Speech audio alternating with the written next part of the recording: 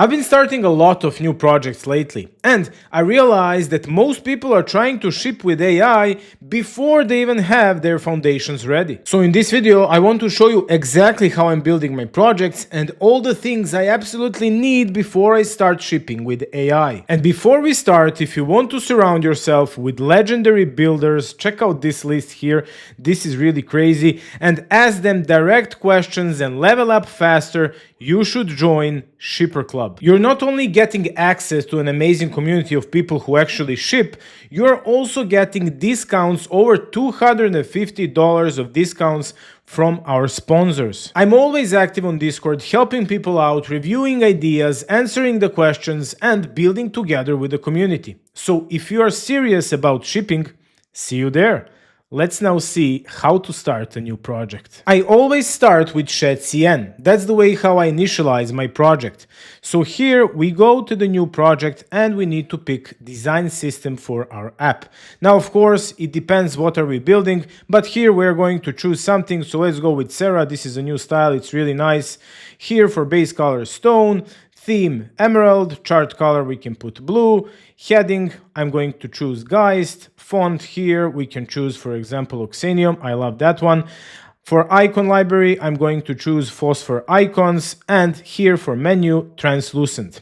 And now we have our preset, and everything we need to do is just to here click on create project and pick our framework. And here I recommend using Next.js or 10-stack start. For most of my projects, I'm using Next.js because AI knows it perfectly, I know it perfectly, and all the dependencies are built for Next.js first and then for other frameworks.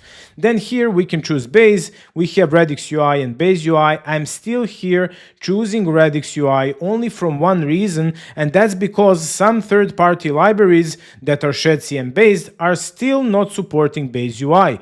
So that's why I pick Redux UI still. And there is only one more thing here to do, and that's to take the command. We can choose here pm npm yarn bun. I'm choosing here npm, and now we just need to put it inside of our terminal. So this is the way how we are initializing our project.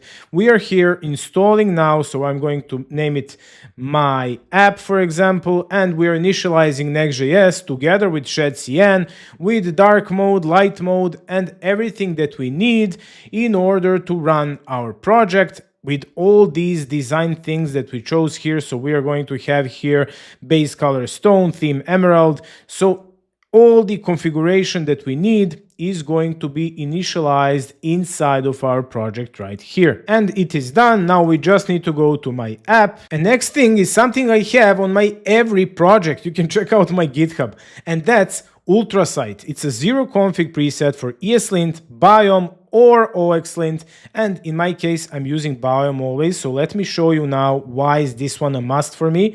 Then we can just copy this command. We are going to our terminal, and here I'm going to run npx ultracite latest init, and that one is going to give me right here to choose my linter. So I want to choose Biome, and that one is recommended. You can see it right here. Then I need to choose my framework, so we can choose here React and Next.js because we are inside of React and Next.js. And now we want universal here for all editors. So basically you can here choose nothing if you don't want it, but I'm choosing always universal. And which agent files do we want to add? So this is for all the AI agents. Here also I'm choosing here universal, and which agent hooks do we want to enable? We can here choose Claude Code. And would you like any of the following? Husky pre-commit hook? Yes, please. We are going to install also Husky. And now last thing that is really important, and that's also one of the reasons why I'm using Ultracite, and that's to put in the skill file. You can see here Ultracite skill.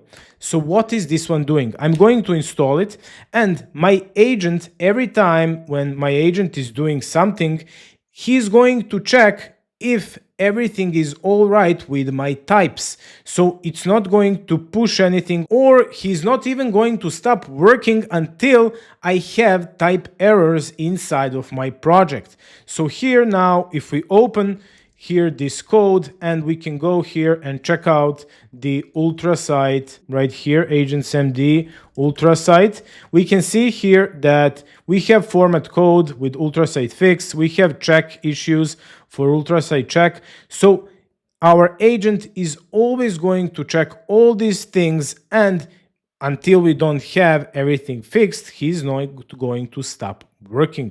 So we are not going to have those like, hey, fix me this type error, fix me this type error. He knows everything, and this is everything you need. It's just one simple skill, and that's it. And one more thing I'm always adding to my project, that's shadcn skill. This is a must. If you're building some UI and if you're using shadcn, you need to have this shadcn skill. Why? Because you don't want your AI to generate some native buttons inside of your code. You want it to use shadcn only. So everything we need to do is just to run this command inside of our project, and it is going to install shadcn skill for us. So here we are just going to pick here again Cloud Code. So you're picking here whatever you are using. We are going to install it in the project scope, symlink, and here we're just going to proceed with installation. That's it. So now we have our shadcn skill inside of our project, and it is always going to use shadcn when we are building some UI. Not only that, but it also knows everything about shadcn. You can change the preset, you can do anything you like with that skill. You can even use here trusted shadcn registries and review which components, blocks, etc. these registries have. So this skill is literally a cheat code if you are building some UI. And just one more thing to do here, and that one is something that I'm doing manually, which is really silly. So I go here to package.json and I go and remove all the ESLint things that we have, because we are using now biome. We don't need prettier as well. Let's see if we have it something here as well, this script.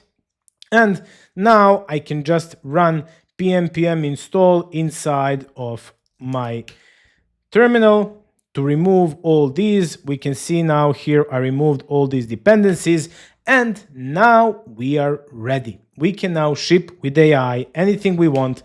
We can open here Claude, or we can go to Codex or anywhere, and I just heard my pound pig said ready to work. So we are ready to work, and we are ready to start creating our app with AI. That's it. Thank you for watching. I really hope that you enjoyed this video. If you want more content like this, join the mighty horde, subscribe.